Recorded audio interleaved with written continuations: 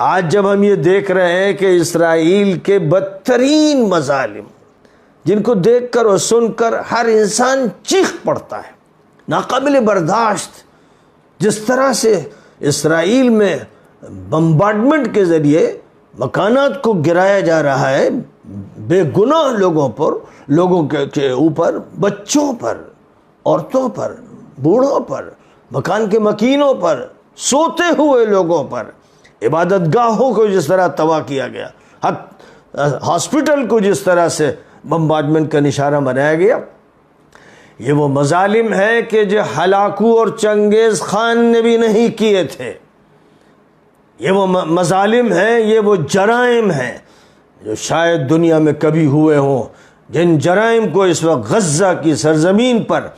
اسرائیل انجام دے رہا ہے، اور امریکہ اس کے غلام کی طرح، اس کے تابعدار کی طرح، اس کے خادم کی طرح، برطانیہ اور فرانس اور جرمنی، یہ تمام ملک، ان کی حکومتیں، ان کی فوج، ان کے اسلحہ اور ان کی طاقت اسرائیل کے پیروں میں پڑی ہے۔ وہ انہیں رونتا ہے، انہیں مسلتا ہے، ان سے کام لیتا ہے، ہتھیار لیتا ہے، پیسہ لیتا ہے، اور اس کے بعد بدترین مظالم کرتا ہے۔ ایک طرف وہ ہیں مجرم، خبیث و ملعون، دوسری طرف وہ عرب ملک ہیں، ملعون ملک، ملعون حکومتیں، منحوس قسم کے لوگ، اور پوری قوم کو انہوں نے منحوس کر دیا، سعودیہ ہو یا امارات ہو، مصر ہو یا بحرین ہو، اور اردن ہو یا مراکش ہو،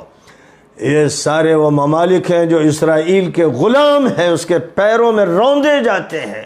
یہ اس سے ڈرتے ہیں، اللہ سے نہیں ڈرتے، یہ آخرت کی فکر نہیں ہے، فرشتوں کی لعنت سے نہیں ڈرتے، یہ مجرم،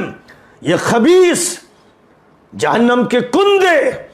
یہ ڈرتے ہیں تو اسرائیل سے یا اس کے باپ امریکہ سے ڈرتے ہیں۔ اللہ تعالیٰ ان کی پکڑ فرمائے، اور جس سے ڈر رہے ہیں یہ